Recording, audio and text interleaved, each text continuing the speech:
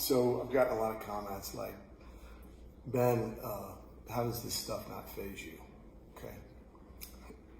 I wanted to speak to that briefly. First of all, let's understand I'm a human being. I am fairly fond of saying that out loud. I say, guys, I'm a human being. Because I understand how I come off. But all of that is to say the following. Of course it affects me. Of course, I want to be a good human being. And so it's terrible to, read things about you that if they are true, means that you're unquestionably not. So I don't want to give anybody the impression that as a human being, it does not affect me. It does. I just have a lot of practice at this kind of thing. So I think that helps a little bit. That's one thing. The other thing I wanted to say is that I really, really sincerely would like, I don't want people fighting over the article, okay? I really don't. And I really don't want harsh words or actions directed towards those who we all know are responsible for it. The various people. I don't. I just don't. Another thing is that it might help appreciate my reaction if you understand this. Guys, there's nothing that they can do to me that isn't, they've already done the worst thing that anybody can do to me. They really, really hurt my kids. And one of them in particular, in a way that,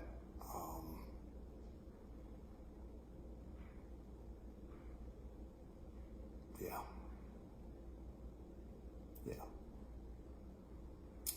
So I think it's been clear, but I've alleged various things. I've published a lot of things. I've put a lot of things out there. And look, there's somebody at the judge's chambers who kind of manages everything, controls the flow of information to the judge, decides more or less, in practicality, what gets heard, when it gets heard, how it gets heard. Same person that writes the orders. And, look, I've complained about a lot of things, but that person's right at the heart of all of them. And, look, people will judge for themselves. It's not up to me. But I think it's pretty clear that, if some of the things that I've been saying are true, it's very serious and it's a big deal. It's a really big deal. Really big deal. And clearly hasn't been happening only to me. Judging from the RSVPs at the town hall coming up,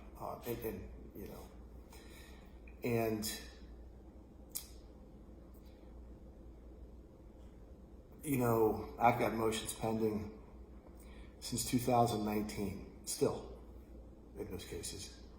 So when the person in charge of hearing, the motions that come before the court after I've raised the issues I have,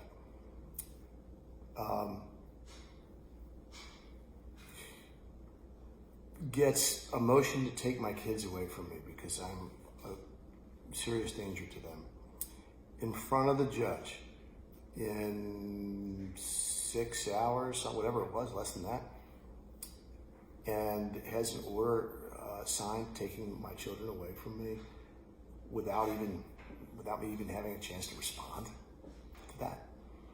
I got them back. Not without epic trauma to them. And one of them was supposed to, there were wrap up kind of issues that were supposed to be resolved in weeks, the judge said over and over. And there's rules in place. Obviously, you can imagine you can't just take somebody's kids away from them. There's all kinds of things that have to happen. We're an hour. We're a year, over a year later, and you take a teenage daughter who's seen her dad and talked to her dad every single day of their life, and you take that person, and suddenly that daughter sees a dad for 8 hours a month.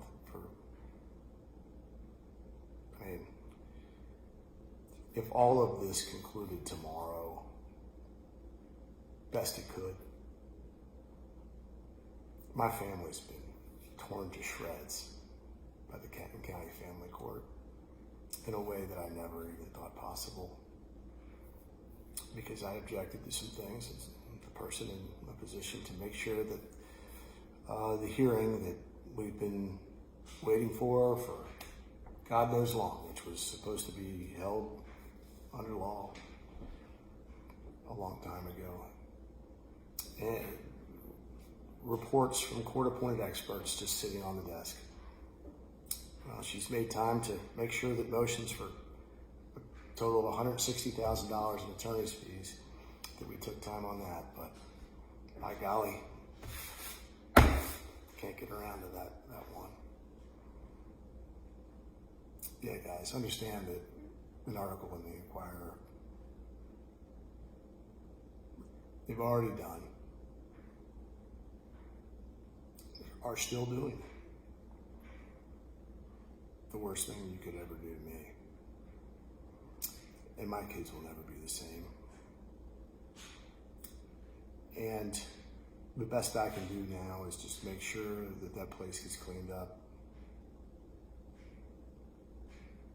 I can't win. I can't bring those kids back. I can't, my children learned that one of their parents can be taken out of their life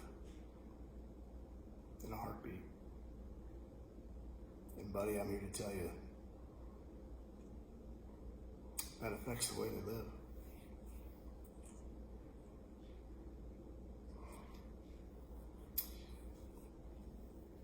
The situation will end up the way it ends up. And I'll get my daughter back, but I'm not getting my daughter back, if you know what I mean. So don't worry about me in a newspaper article. That place is already permanently scarred the very people that in theory it's designed to serve.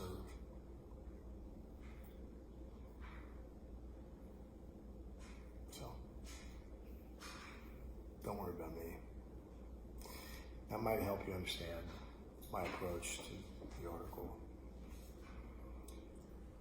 I didn't really read it. I don't read any of the findings of fact in my cases because I've had two. In one case, I wasn't allowed to introduce evidence, and in the other, the order was written before the court could even have read anything, by definition. So whatever's written in those things is not based on the facts.